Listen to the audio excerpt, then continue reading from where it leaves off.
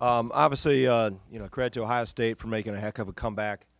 We made it way more interesting than I ever wanted it to be, but it was a credit to them. The last 7 minutes, I think we made some mistakes defensively, got out of character offensively in terms of shot selection, pace of play, turnovers, and some of that's due to them. Some of it was our own self-inflicted actions, but really proud of our guys, how we were able to get it there to overtime and then take control of it in overtime and seal it up.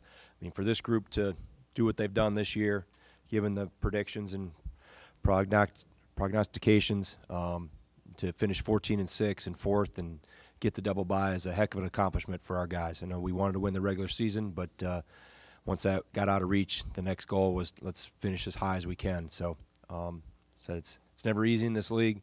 We made it harder than it needed to be. But again, that's some credit to Ohio State there as well. With that, I'll take questions. Craig, what did you even say to your guys end of regulation before they went up for overtime? Well, we just need to play smarter. I mean, that was the message in the 7 or 8 minute media timeout of pace of play, taking care of the ball, knowing they wanted to speed up and have extra possessions. If we didn't have something easy, scoring time were a factor. So we talked about the same thing. And then in regulation, at the end of regulation, overtime, it was, all right, we've survived that. Let's get back to being ourselves and see if we can, win this next 5 minutes. You guys needed plays from a bunch of different guys. I'm just curious if you win this game well. What I was thinking. Yeah, he was terrific. I mean, he was terrific. He's been great the last month. I mean, it's a senior, obviously knowing, but also I think it's him, getting better as a player. And I don't think it's just a senior knowing that the end is near. He's gotten better, and I've just watched his approach. I've watched his look on his face, his look in his eyes. He was terrific today. Would you consider Ohio State a tournament team if they have lessons? I'm not in the business to – there's enough other people that do all those predictions. I'm not in the business to do that, and I don't study the resumes. Making sure we're in position to be in is my only concern, which we are. Kind of the myriad issues, both ends of the court down the stretch. Do you think your guys relaxed with a big lead? Is that a possible cause? I think, came out of the 8 minute media timeout, and we made a mistake on a screen. We got pinned. They hit a three. And that, that gives confidence. Even though that's in a half-court set, it gives some confidence, and we come down and play a little too fast or don't convert too quick in the shot clock or have a turnover, and that opens the floor back for them. Then they get a layup or they get another three, and then it's just one after the other. And, again, with the three-point shot, things can flip in a hurry. As we saw, it was a 27-5 run over the last 13 possessions. So that's obviously we'll learn a lot from the tape. But as I told the guys, we've got to be a lot better than that, or you won't dance long here in this month.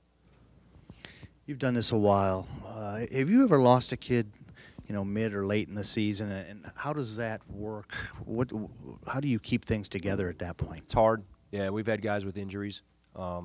It's hard because obviously it's a player removed from your rotation. It's the points, the rebounds, all those things you can see, but it's also the feel of the game. We lost Brian Butch here when we were number 1 and Ohio State was 2, and they were 1 and we were 2 in another poll in 2007 on a dislocated elbow against Greg's team, Odin's team, and Conley and those guys. And he dislocated his elbow in that game, and we didn't have him the rest of the year, and we went from being number 1 in the country to not making it to the second weekend of the tournament. So, and it was points and rebounds, but it was also the mental aspect of he at that time was an all Big Ten player. So it's an adjustment, just because of a person that's been there with you is not there. So injuries or suspensions or whatever, it does take a toll. Given everything that happened in this game, knowing the lead, settling down,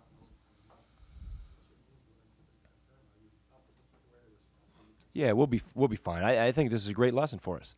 It's a better lesson than doing that and losing it. So we got to look at how well we played too for 35, 33 minutes, whatever it was, to that point in time. We did some really good things, and then we did some good things in overtime too.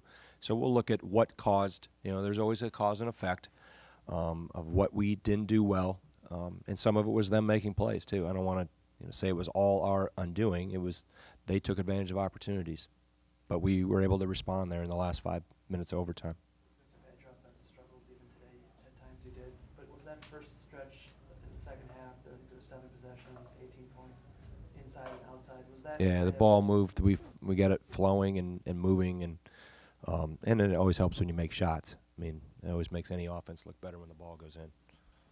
Just in general, can you compare how you feel about this team going to the tournament versus last year?